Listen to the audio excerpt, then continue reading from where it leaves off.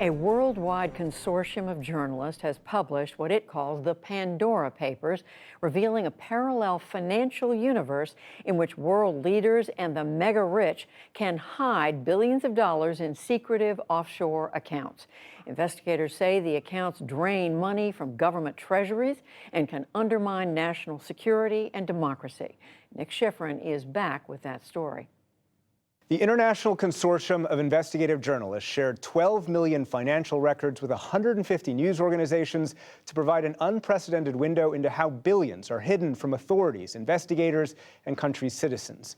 Jordan's King Abdullah's advisors created dozens of shell companies to buy homes worth $106 million, despite high poverty levels in Jordan and a corruption crackdown that targets citizens who use shell companies.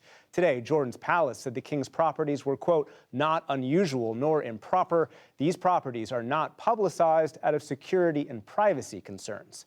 In Russia, President Vladimir Putin's alleged girlfriend became the owner of a Monaco apartment through an offshore company. And in the U.S., states have passed secrecy laws that allow tens of millions to be sheltered from view.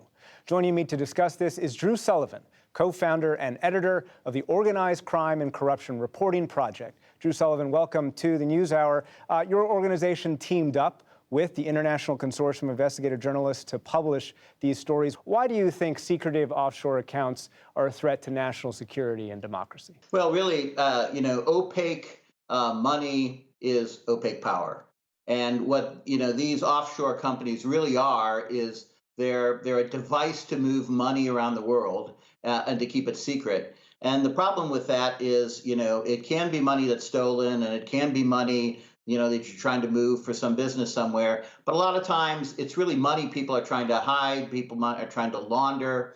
And once that money gets into your country, you don't know what it's going to do. It can do something like create a real estate bubble, which is annoying but not harmful. But it could also fund things like terrorist groups, extremist political parties, bad actors in your country, terrorists. So, it's just it's in this day and age, we should be able to control the monetization of money in our countries. And we really can't because of this offshore industry. And one of the more interesting parts of this investigation is that it's not only offshore, is it? It's inside the United States. It's all over the world. And in the United States, they're proliferating, too. So you have places like South Dakota and Wyoming and Nevada, and a lot of other states considering passing laws. A lot of organized crime gangs that we follow and track are more often using the United States now than they are, someplace like Dubai or something like that. And it's because the United States, a U.S. address, seems to give an indication that that's a legitimate company, and U.S. companies are respected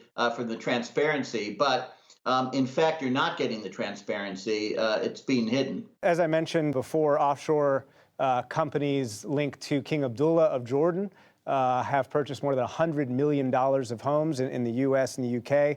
What does his story say to you? That's really a classic case of a ruler really not wanting their people to know what properties they have, because it'll raise questions as whether it's appropriate to have a $33 million, mansion overlooking Malibu. Is that really the best, image for the King of Jordan?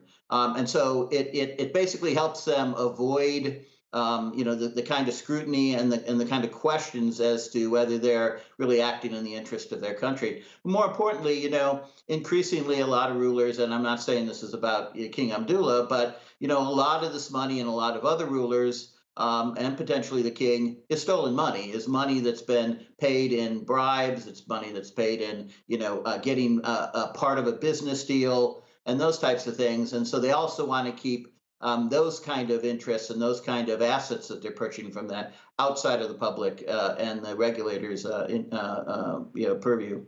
And I also mentioned Vladimir Putin. What does that story say? And what does it say how the Russian authorities have responded to the journalists who have exposed this? Putin is probably stolen somewhere around $200 billion, and he's one of, the most rapacious rulers in the world in terms of we've studied how he gets kickbacks and steals money for years. And his system is simply he's going to take what he wants, and anybody who causes problems or raises these issues are crushed. And in fact, just in the last 4 months or so, most of the large respected investigative reporting organizations in Russia have had to stop publishing in Russia. This is all out there. Of course, it's being dismissed and denied by the various people in these stories. What's the real world effect, if any?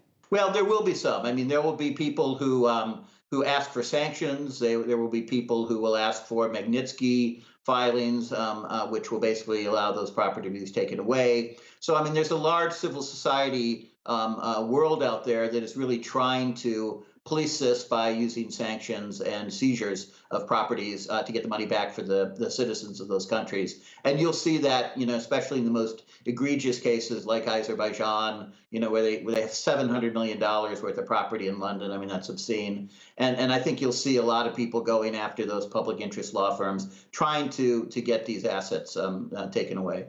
Drew Sullivan, thank you very much. Great to be here, Nick. Thanks.